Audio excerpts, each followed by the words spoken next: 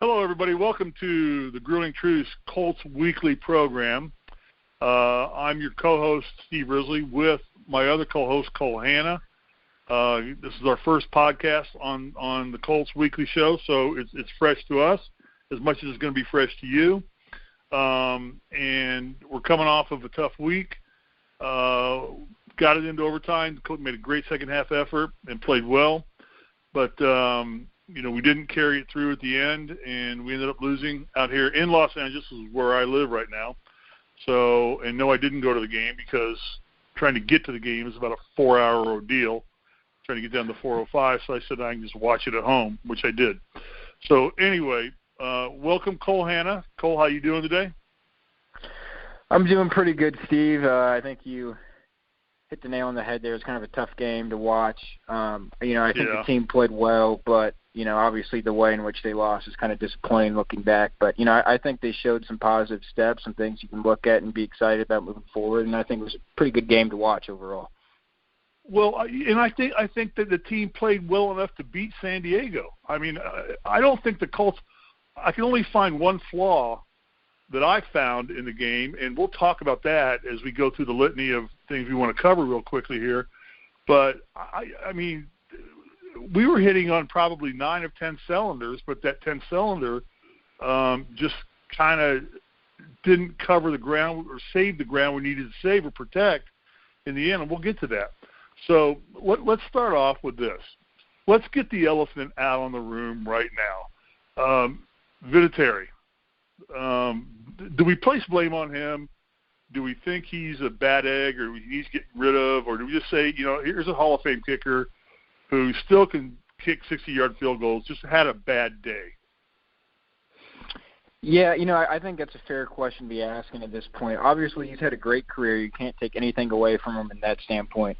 But, he did miss 3 kicks today, and a couple of those were from, extra point range.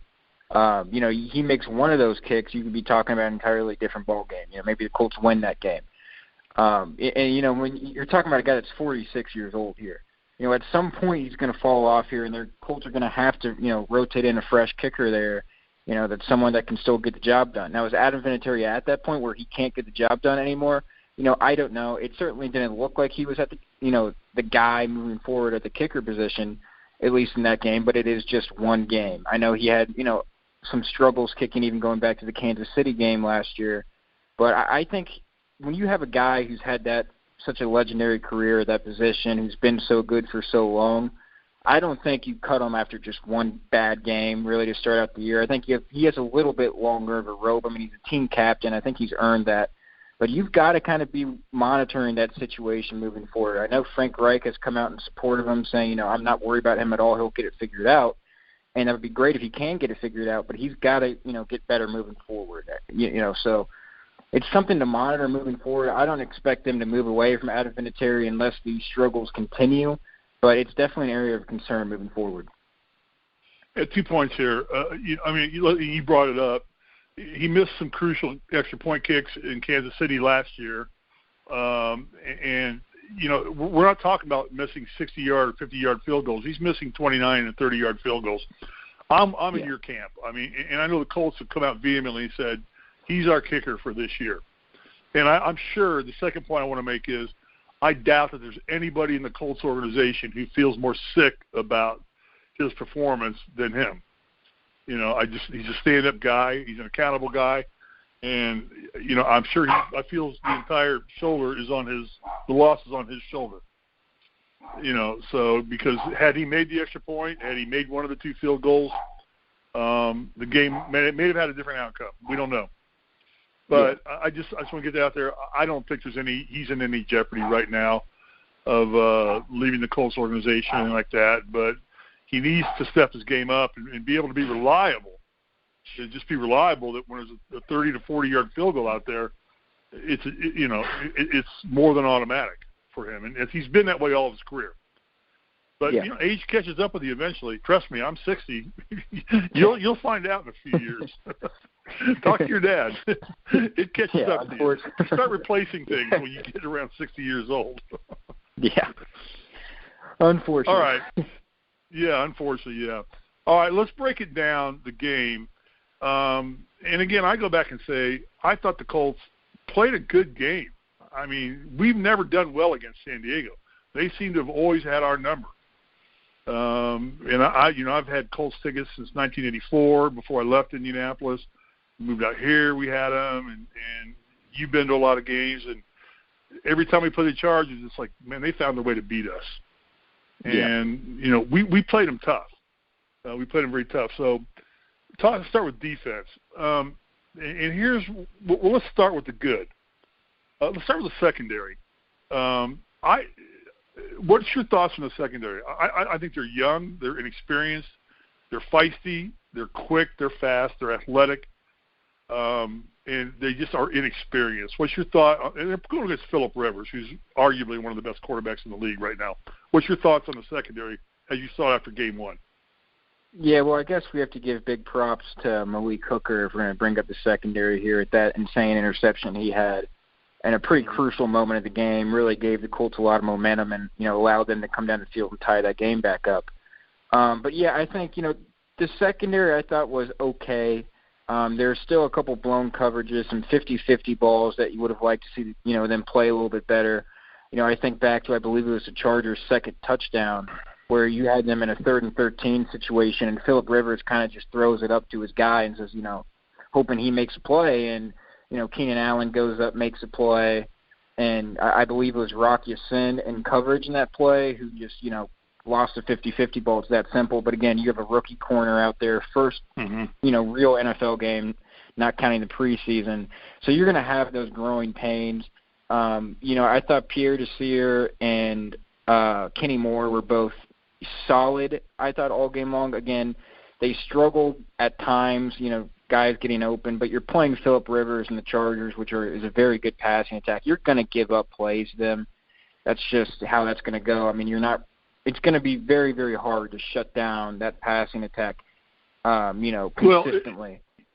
And I agree with you. I think just lack of experience. I think it's just a lack of experience for a lot of these guys. We got a lot of young players back there, and we can make the big plays, but it's the small, consistent plays we need to make. But I don't think that our secondary cost us the game because they did make big plays when they needed to make them. Exactly. And they did the things they needed to do. But the stronger you get them, the more solid our defense is going to be.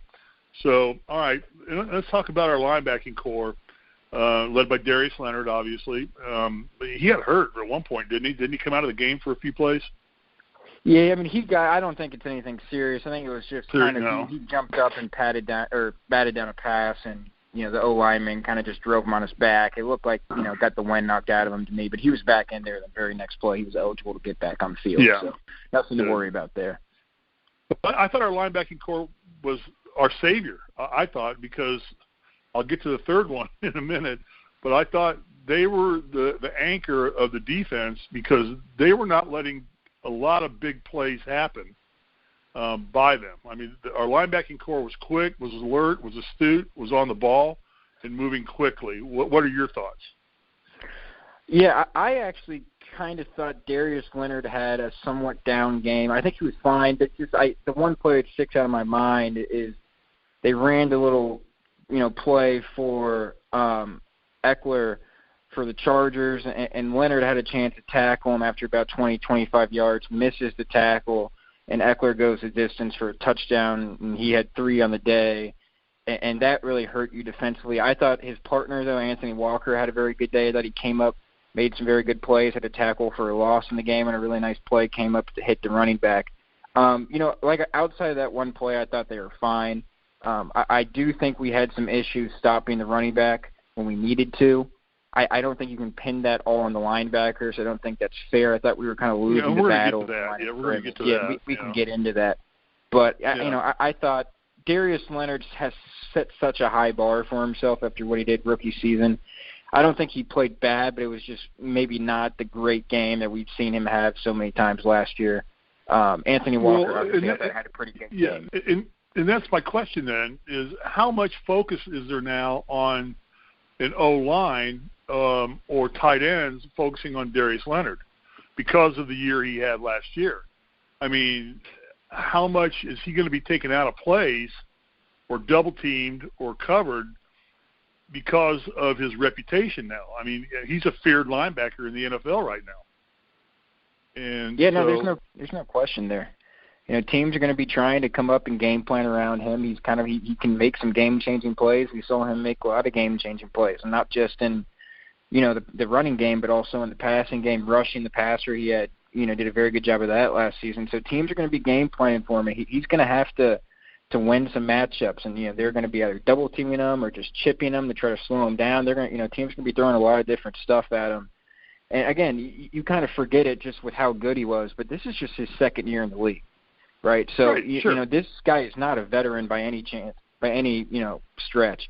He's still trying to learn the game a little bit. You know, he hasn't right. quite faced a lot of these double teams, these, you know, game plans specifically around him that he's going to see this year. That could have something to do with it. I don't think there's any question. Again, I don't think, and we'll get into the running game a little bit more later, but I don't think, you know, the explosive game by Eckler was all on Darius Leonard at all. You know, that's just going to be something moving forward. Again, Tennessee next week is going to be another very heavy running game. So watching Darius Leonard in that game is going to be very interesting, how he adjusts to, you know, what's probably going to be a focus on keeping him away from the ball, stop him from making plays. But definitely there's going to be a much more increased focus on Darius Leonard from an offensive game plan standpoint this season. Right, and last year he was an unknown entity. Now he's a known entity. I mean, you make All-Pro your rookie season, and yeah, he's a known entity now. So sure, you're right. Offenses are going to work to make sure he's sealed off or blocked out of there and shut him down as much as they can. So it's time for the other linebackers to step up and make plays. Now we come down to the good, bad, and the ugly. I was very unimpressed with our offensive line. And I think with all the cap space we had. I mean, defensive line? Money that we had to spend this year, that we didn't shore up our defensive line. I mean, defensive line. Yeah, not offensive. Yeah, sorry, defensive line. We didn't shore it up as well as we should have, because I don't think we put a lot of pressure on Rivers. Rivers was able to sit back there and do what he wanted to do. And when you give Rivers that much time and that kind of room to throw and maneuver, I mean, he's going to kill you. He's just too good of a quarterback. What are your thoughts on the defensive line? Yeah, I actually thought the D-line was worse from a run standpoint. Obviously, when you have Melvin Gordon out, you're kind of hoping that you know, you can at least shut down that Chargers running game or try to limit it as much as possible. They really couldn't do that. Gave up 125 rushing yards on 21 carries, 6 yards a carry average. Eckler had a very good game. Justin Jackson didn't touch the ball a lot, but he was very, very effective when he did. He had 6 carries for 57 yards and 6 carries. They gave up explosive plays on the ground all game long, and that really hurt them. I thought the pressure on Rivers was solid. You know, they did have 4 sacks in the game. You know, it's tough to ask for more from that standpoint. They did kind of limit their pass rushing reps for certain guys. I saw Kamoko Toure only had 18, you know, possible pressure situations and had pressure on 4 of them, which is a very, very good ratio. But obviously only 18 snaps. You're not getting a huge sample size there. But the 4 sacks was good. You know, Phil, the thing with Rivers, and he's so good at it, and he's been so good at it throughout his career, he gets the ball out of his hands so quick. He knows where he wants to go with the football. You know, it makes it tough defensively to get to him. It's frustrating because you can beat your guy and be thinking you have a clear shot at him, and the ball is out of his hands right before you get there. And it can be frustrating for a defense, you know, to think you're going to get that sack, and, you know, because of how good Rivers is. He's a quick decision maker. He reads the defense as well and gets the ball out of his hands when he needs to. You know, you miss some would-be sack opportunities. But definitely moving forward, it's going to be an area to watch. The 2 D tackles that we have starting are going to be the exact same guys from last year, Marcus Hunt, Denico Autry. Both had good years last year, but both really, really struggled to you know, fill the holes in the run game.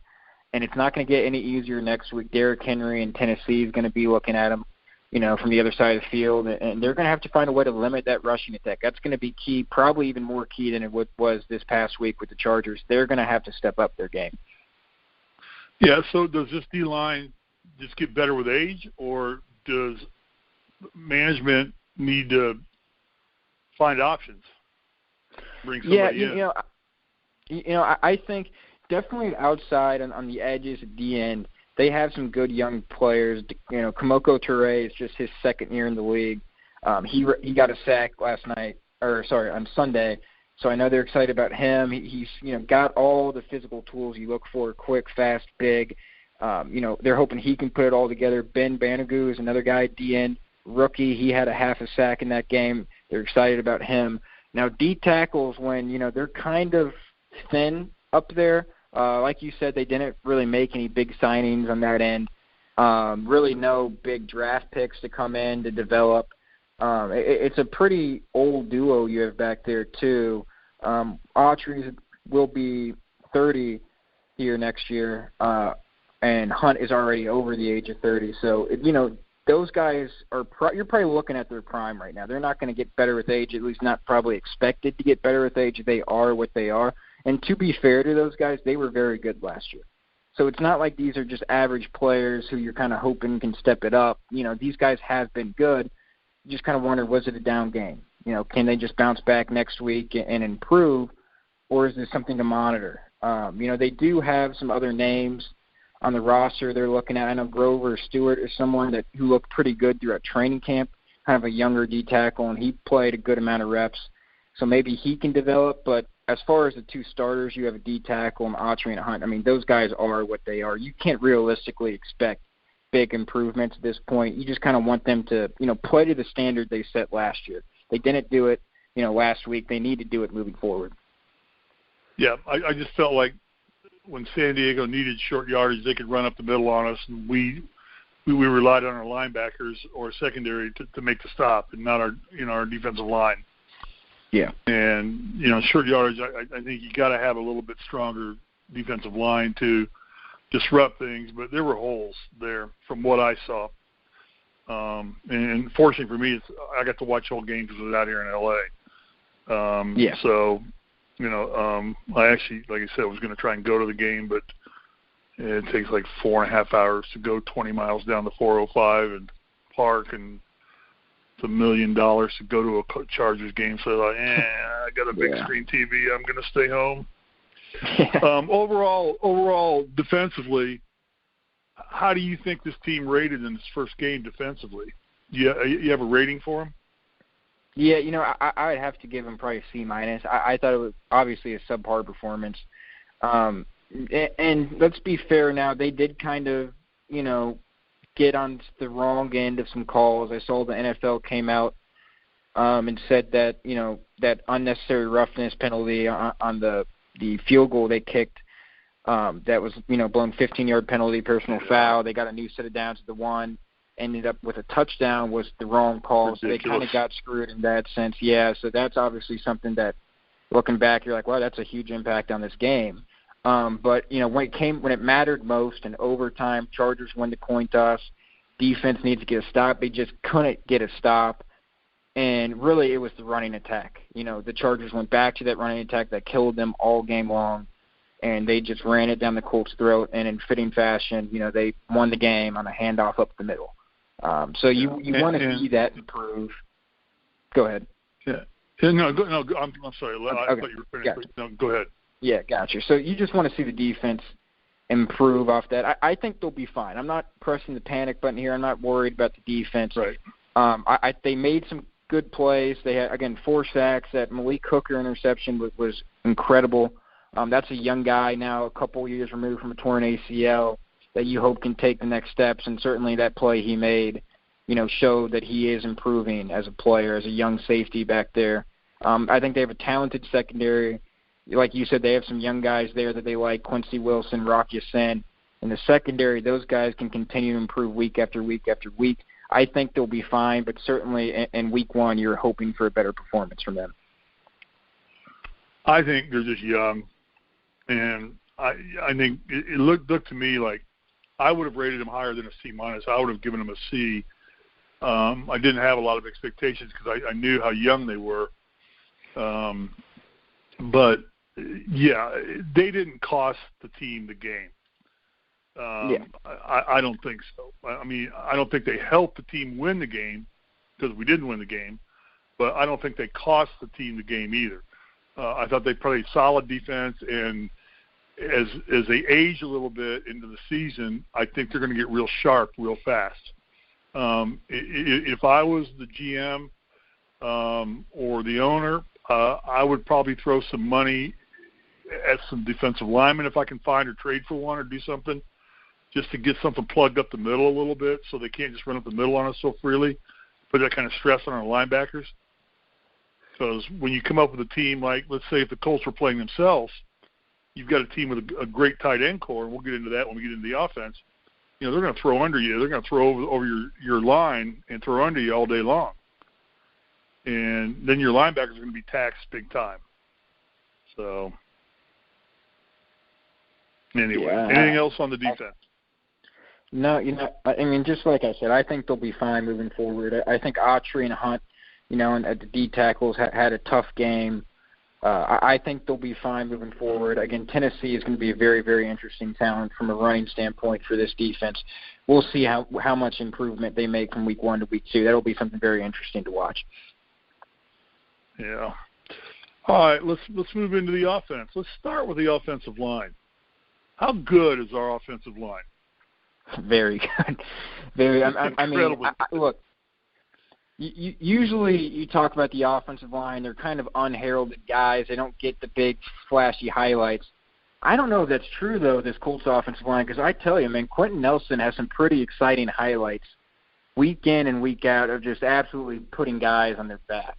I mean, it happens every week. He did that again this weekend, didn't he? Yeah, no, there's been a couple of plays where I was thinking of one where Melvin Ingram came off a spin move right into Quentin Nelson, who just levels them. I mean, they're aggressive.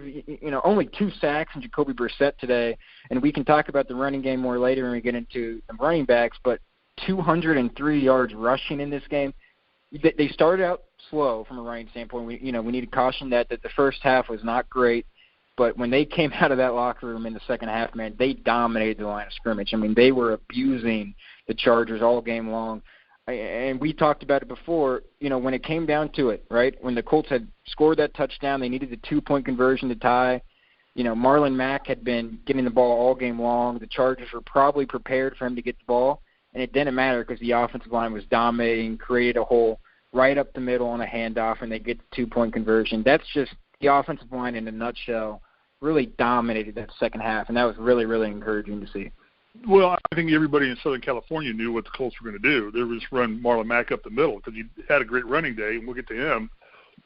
But, I mean, those guys, Ryan Palmer and Costanzo and Quentin Nelson, they opened up that left side and just created a hole, and Mack was having a great day and just busted through on a play that, would have not gone into overtime with, and they had nothing. The Chargers had nothing for him, or for the offensive line.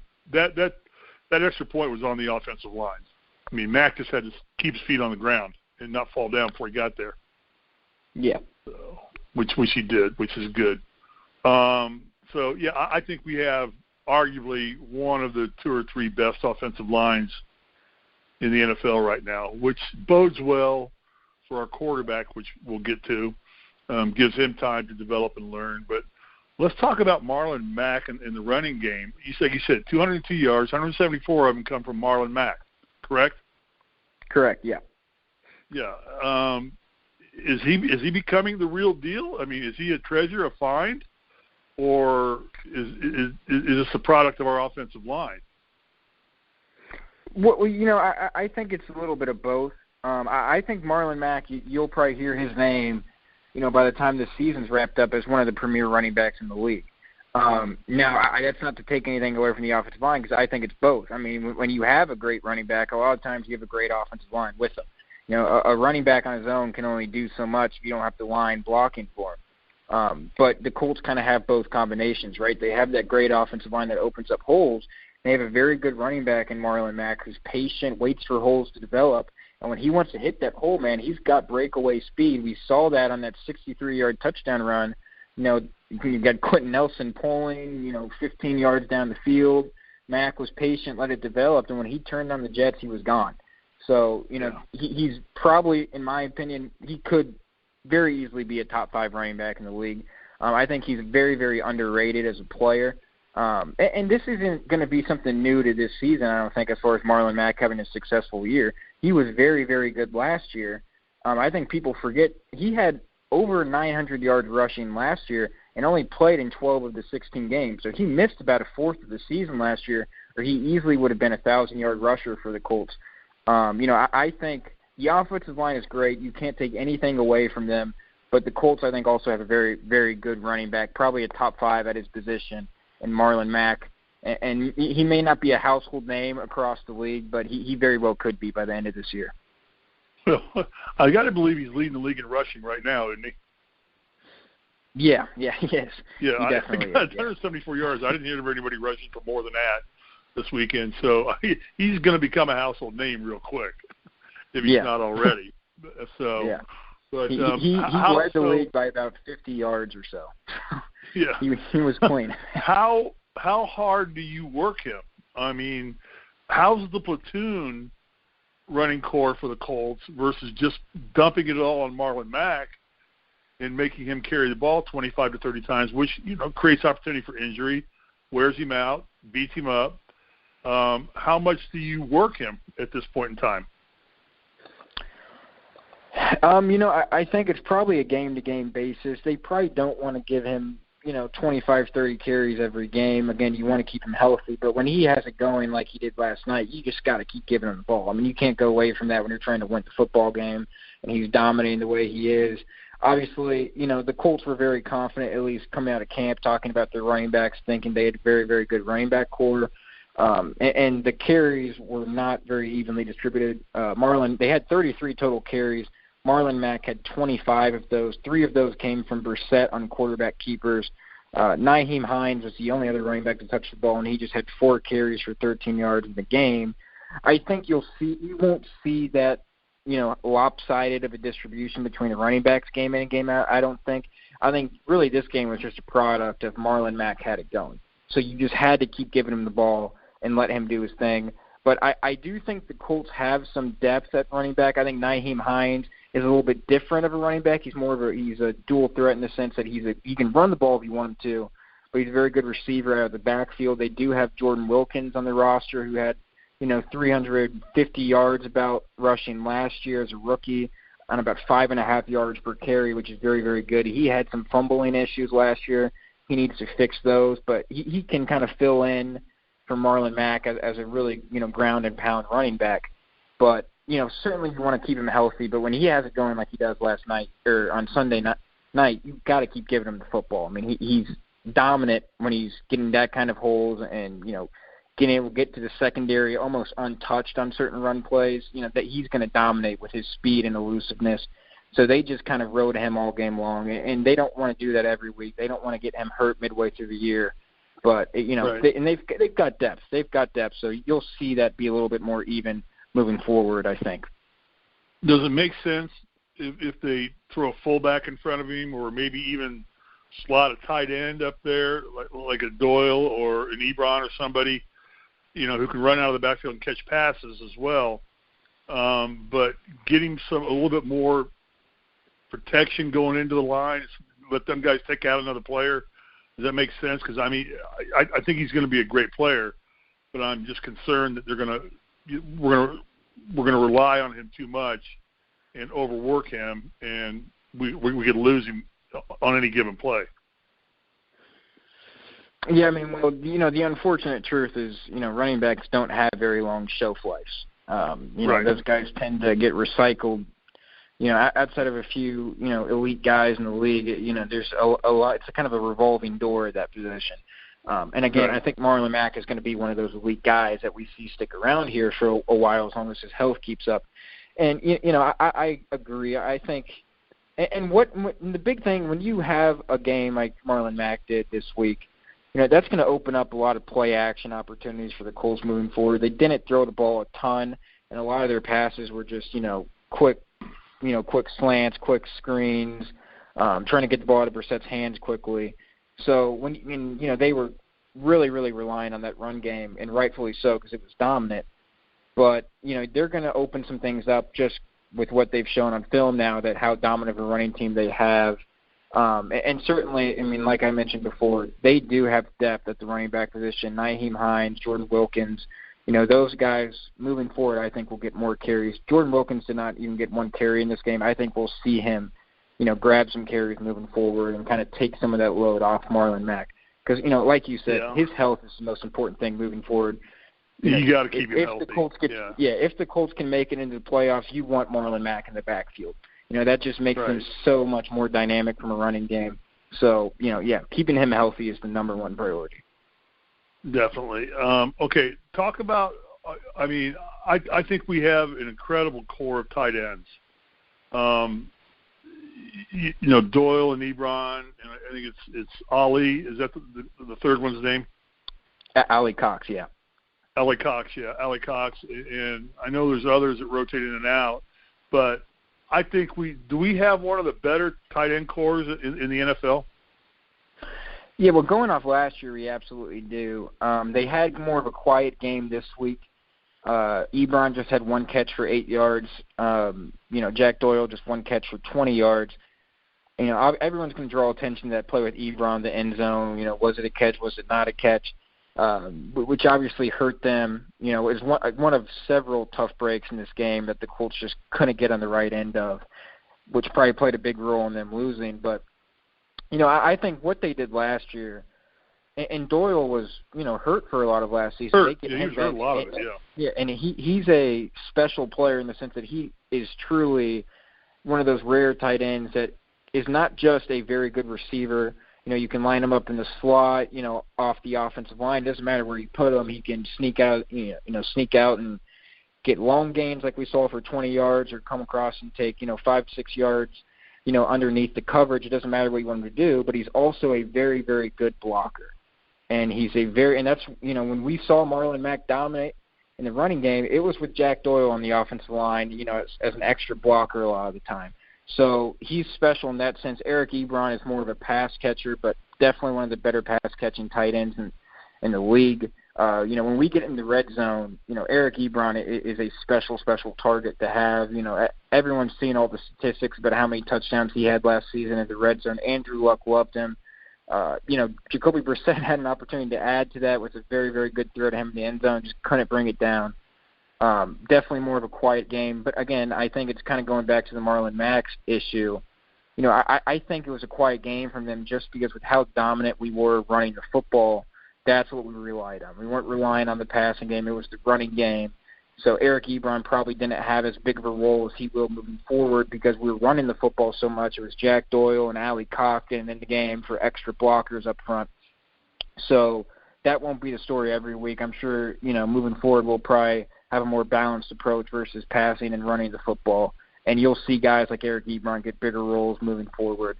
But definitely I think you have to say, just on paper, at least right now, it's definitely one of the top 2 or 3 tight end groups in the NFL.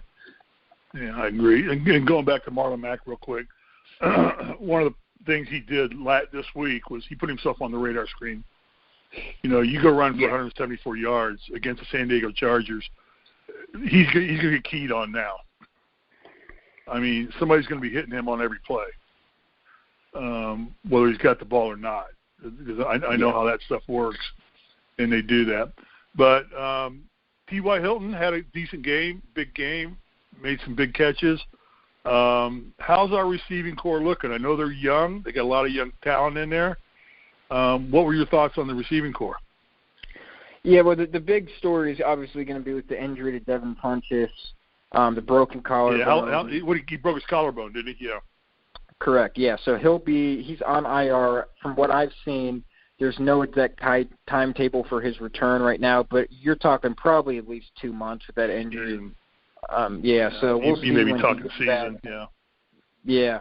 So, in the Colts, I think at the receiving group we do have some depth there as well. Paris Campbell, the rookie out of Ohio State, I know they really like. He didn't have a big role against the Chargers. He's been hurt for, a lot of this training camp that they've had. Really, he just got in the week before, I believe, their final preseason game was when he got healthy again. So, as he kind of works his way back into form, I think he'll have a bigger role moving forward. Deion Kane is a guy that they really, really liked last season. In training camp, he was supposedly one of the best-looking players they had in the team, but just obviously suffered that injury, that torn ACL in the preseason, week 1 last year. He's back and healthy this year, actually had 2 catches for 35 yards. he's going to be the guy that I'm looking for to step up for Devin Funchess. He's kind of a similar frame, maybe not quite as big, but he's got good size at 6'2", 6'3", good athlete. Doesn't play the exact same way as Devin Funchess, but he still has that size that you can look at with Devin Funchess and say, okay, Kane can kind of, copy a little bit of what Funchess gives you from a size standpoint or physicality standpoint. You can use him in similar ways.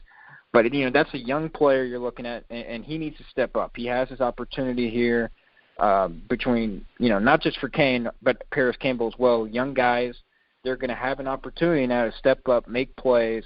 And, the Colts like them. They talk a big game about them that, they think they're very good players. They'll be very, very good players in the league moving forward, and they have a golden opportunity to prove that here moving forward.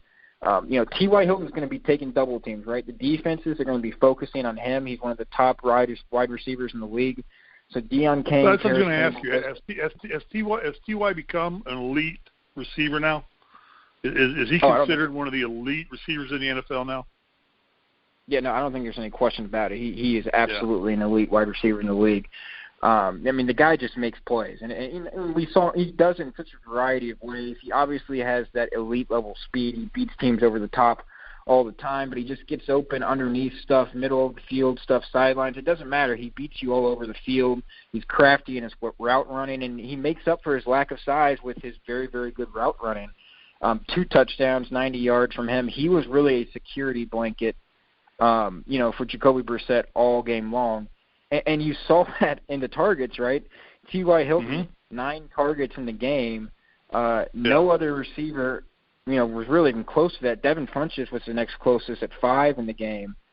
So, they're going. T.Y. Hilton is a safety net for Jacoby Brissett moving forward because of how just the caliber of player he is. He's an elite wide receiver, and like I was, mentioning earlier, that sets up a good opportunity for Deion Kane and Paris Campbell moving forward because they're going to be getting one-on-one coverage because the help's going to be to T.Y. So all they have to do is beat their guy one-on-one to make some plays, and that's going to be a challenge moving forward. Can those guys make the plays needed to take the pressure off T.Y.? Yeah, I agree. And the thing about T.Y. is he seems to catch anything. He's kind of like Odell Beckham in a way that anything thrown near him, he finds a way to catch it. Yeah. He gets it in his hands, and then he finds yardage. And Jack Doyle's kind of the same way too. He's the same way. He puts it in his hands and he turns north immediately, or upfield, whether it's north or south, it's upfield. And those guys, and that's the kind of players you want, like your safety blankets, like you say. Those guys, you can throw the ball to them, you can off throw a little bit, they can get their hands on it, they'll scoop it up, they'll get it, and they'll turn upfield immedially. And I think T.Y. is a master at that. So, and I think Doyle is too. I think Ebron is, with his size and his athletic ability, he's a great threat in the red zone. And a guy you don't want to mess with when you get inside the 20-yard line because he's going to find a way to beat you in the end zone. So it's great. All right, let's get to the other elephant in the room. After we got done with Adam Vinatieri, and I don't think this is as big an elephant, but it is, Jacoby Brissett. What was your thought process on him? Yeah, well, I think given the game plan, which was to run the football after they dominated that way in the second half, I thought Brissett played about as good as you could reasonably expect the guy to play. Now, it was a lot of short passes. I'll grant you that. It was a lot of, get the ball out of his hands quickly. And a lot of that's because the Chargers have a very, very good pass rushers on both ends, Melvin Ingram and Joey Bosa. Both of those guys can get after the quarterback, so you want to get the ball out of the quarterback's hands. But, what can you pick apart about what Brissett did? 21 of 27, 190 yards, 2 touchdowns, and really it should be 3 touchdowns with that Eric Ebron pass that was obviously dropped in the end zone. He was borderline flawless today in that game, I thought. He was very, very good. He took what the defense gave him. He's not Andrew Luck. Okay, you can't ask the guy to be Andrew Luck. Andrew Luck was a top, 3 or 4 quarterback in the NFL.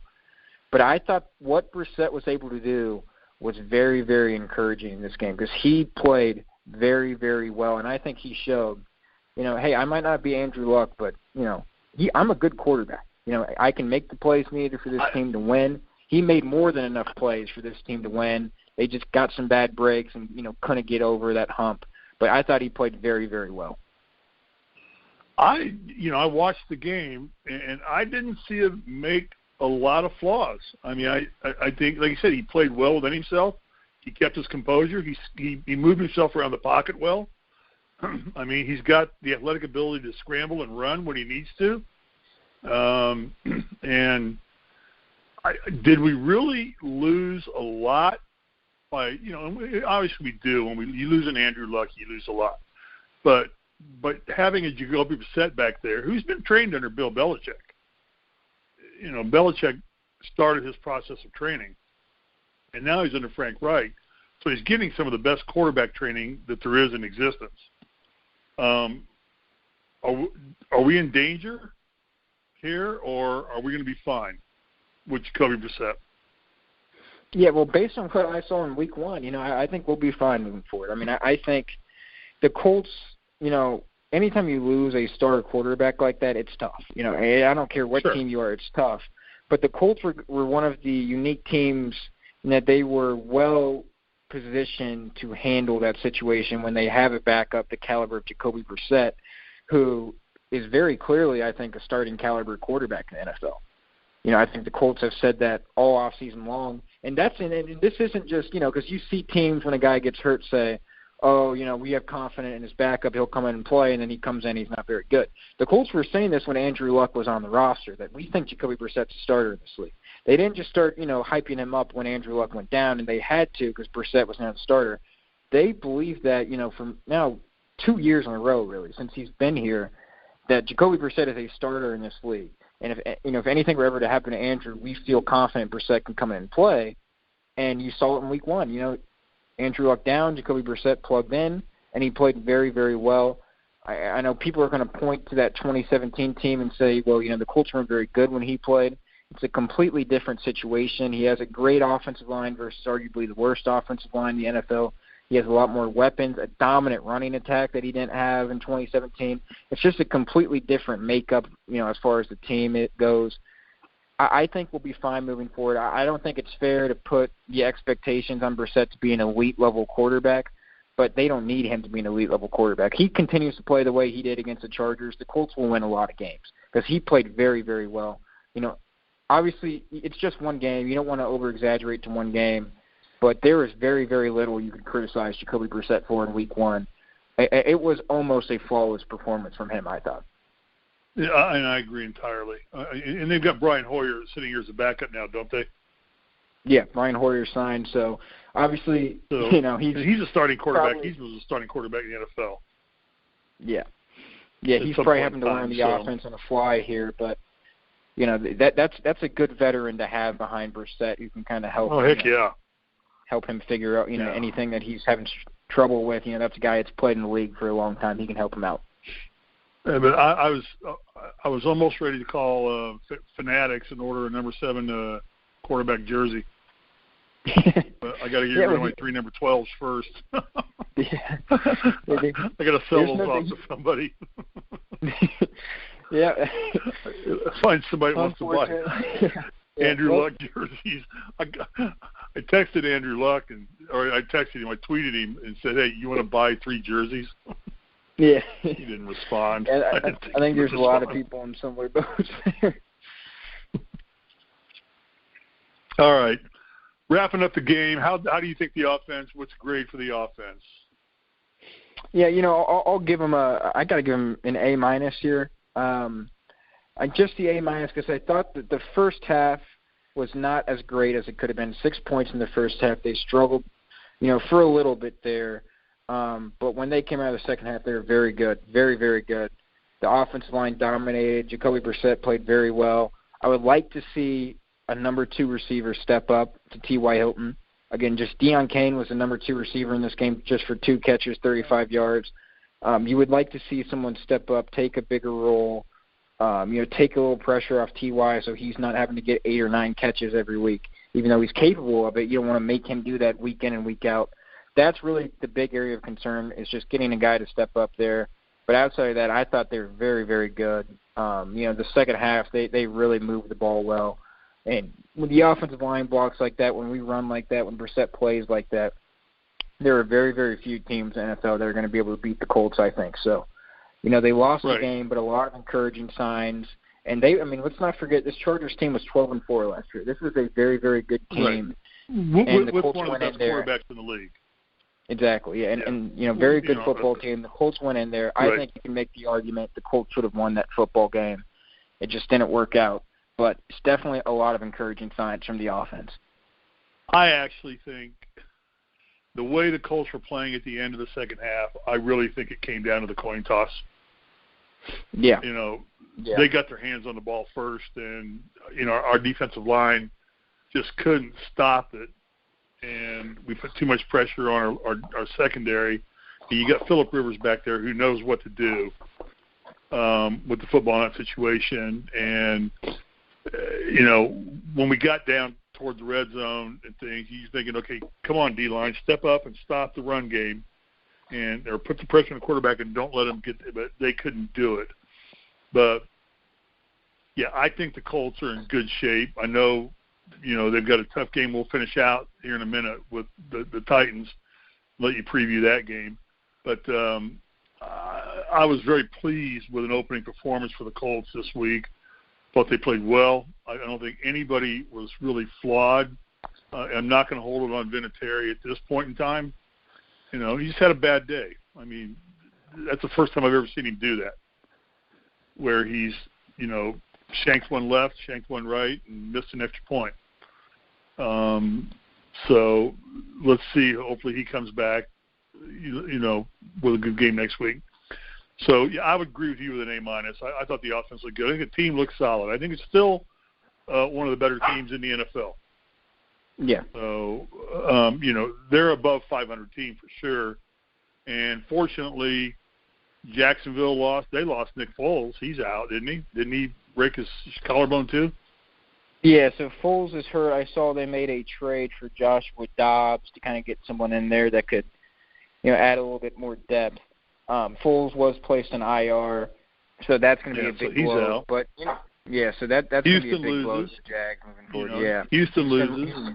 Lost in a crazy game last night, but so I watched it, I mean, you guys that are watching the second game, you're watching it at 1 o'clock in the morning. I'm watching it at 9 o'clock at night. Yeah. Fun of living in L.A., one of the fun things. But then I missed the first half of the first game because I forgot, oh, crap, the game started at 7 o'clock, 4 o'clock out here. I'm like, and I'm watching the news. I'm like, oh, hell, there's an NFL football game on. So yeah. I switched over as quick as I could. But then you got Tennessee at 1-0. Let's talk about the Titans. Let's wrap up with the Titans. What's your predictions here? What do you see are the keys for the Colts, and where are their challenges against the Titans? The Titans look good. I mean, they took it to Pittsburgh. Or the Browns. Cleveland, so they really dominated. And everybody thought the Browns, I mean, in my pool, I picked the Browns. Everybody's so hot on Mayfield and Beckham and the Browns, and Titans put it to them. Yeah, I to be fair, at least personally, I've always felt the Browns' hype was a little overstated. I thought they had a lot of flashy weapons, but that doesn't always translate to on-the-field success. I don't know if their lines are built well enough, and it certainly didn't look that way against Tennessee. Baker gets sacked 5 times in that game for 41 yards. 3 interceptions from Baker in that game because he had the Tennessee defense swarming all over him. They could not protect him. I don't care how many flashy weapons you have. Can't give the quarterback time to get the ball to those flashy weapons, it's not going to matter much. So Tennessee has a very, very good pass rushing attack. So that's going to be an area to watch moving forward. Cameron Wake, 2.5 sacks in that game. He's going to be a nightmare for the Colts to try to handle here. But, if there's an offensive line that's going to be up to the challenge, it's going to be that Colts offensive line because they are very, very good. They're going to be more than up to the challenge, I think.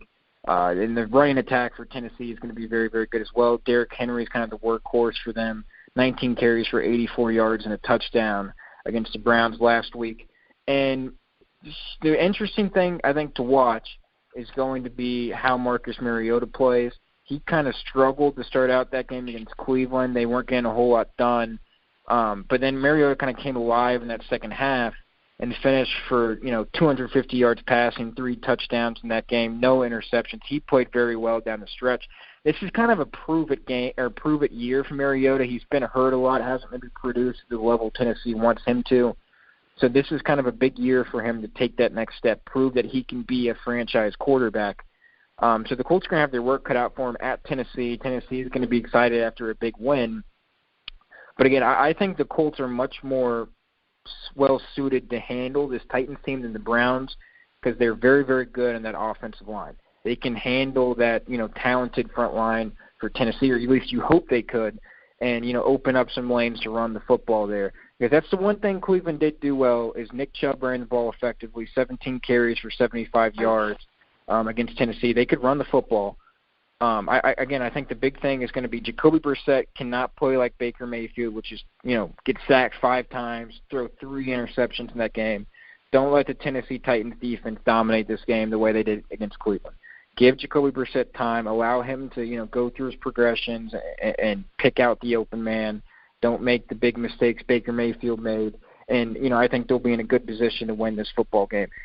Tennessee looks good, definitely look very, very good. But I think with the Colts offensive line, they'll be well suited to face this challenge of Tennessee and that scary defensive front they have. Yeah, well, I don't know if Tennessee looked that good or Cleveland just was more disappointing than we thought they were going to be. I think it's a little bit of both, personally. Yeah, we all had expectations. But I think the keys to the game are, one, is getting our defensive line to be able to plug some holes. And we hope that Marlon Mack and Jacoby Brissett's performances this week were not a fluke, that that's the way they're going to play all season long. You're not going to expect, Marlon Mack to get 174 yards every game. But if he can put close to 100 on the map every week, and just create an opportunity to take the pressure off Brissett, and Brissett can stay as fluent as he is. I think I saw one stat in the game I was watching where he actually has of 500 passes completed in the NFL, he's got the highest completion to interception ratio of anybody. Meaning he's thrown the fewest interceptions of any quarterback right now that is playing that's thrown over 500 passes. So he's accurate. I mean, his arm is strong. You got T.Y. Hilton sitting out there. So the key is Marlon Mack becomes such an integral part now because, like I said, he's on the radar screen. Brissett played more than adequate, I thought, and I don't know that Luck would have played much better, truthfully. I don't know that he would have. I don't know how you could improve much on what he did based on what their needs were. I'm sure we would have thrown the ball more, but I don't know if we needed to. When you got Marlon Mack running for 174 yards, like you said, just let him run the ball. So it's interesting. And we usually seem to do well down in Tennessee. So well, certainly that game to end the regular season last year, the Colts kind of went in there in a big game and, dominated from start to finish. So, I think a lot of the stuff you mentioned, the offensive line, Brissett with his, touchdown to interception ratio. I think, it's a new season, so who really knows exactly what you're going to get when you play a team. Yeah. But certainly I think where Cleveland faltered against Tennessee are not necessarily the weak points for Indianapolis. So the 3 turnovers for Baker Mayfield. Jacoby Brissett is not a turnover-prone quarterback. He's been, like you mentioned, very, very good at that. The 5 sacks, he's pressured almost every throw. The Colts' offensive line is dominant, and I think that's a fair word to describe them as absolutely dominant up front. If anyone's going to stop that, Tennessee rush or pass rushing attack, it's going to be that Colts offensive line. So where Cleveland really struggled, I think the Colts are much, much better in those areas than Cleveland will be. So it'll be an interesting challenge. Tennessee definitely looked very, very good defensively in that game, but it'll be interesting. You never know. Is it a fluke? Is this on Cleveland or is it on Tennessee? Who was it more on? I think it's a little bit of both. So it'll be an interesting matchup next week. Yeah, and unfortunately, I probably won't get to see it other than on Red Zone because we get all Raiders and Chargers and Rams and 49ers out here. It's like, just show me the Colts. I'm going to have to buy this DirecTV package and get this and just get the season pass so I can just watch the dadgum Colts play. But anyway, All right. Anything else you want to add to the first show of this program? No, I think we pretty much covered everything. I just think it was, despite the loss for the Colts, I think it was an encouraging performance. And, moving forward, I think we'll be fine with Brissett at quarterback. Yeah. How good do you think the coaching staff did? Do you think they called the game right? Yeah, obviously defensively you'd like to see them play a little bit better than what they did. Offensively in that second half, I thought they were very, very good. They went with what was working in the running game, and it worked out for them. I think the coaching staff is very, very good. And something I think we could just mention here is when we look at the Colts defense, to start the year last year, they were, pretty bad. But as they got into the season, they became dominant towards the end of that year. So they improved as the year went on last year. You hope that continues to happen this year, a subpar performance for them, and you hope they can continue to improve week to week like they did last season. Yeah. Very good. All right. With that being said, anything else? Nope, that's all I got. All right. Well, that's the wrap-up of the first episode of the Grilling Truth's Colts Weekly Football Program with Steve Risley and Cole Hanna. We hope you enjoyed it. I thought this was going to last 20 minutes, and it went 60 minutes. So it just shows, well, that's a good sign. There's a lot of positive things to talk about. We didn't talk about a lot of negativity today. We talked about a lot of positivity for the Colts. It's a good football team.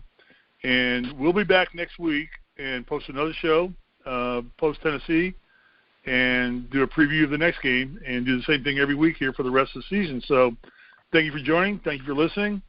And thank you for being a listener to thegrilling truth.com. Bye-bye.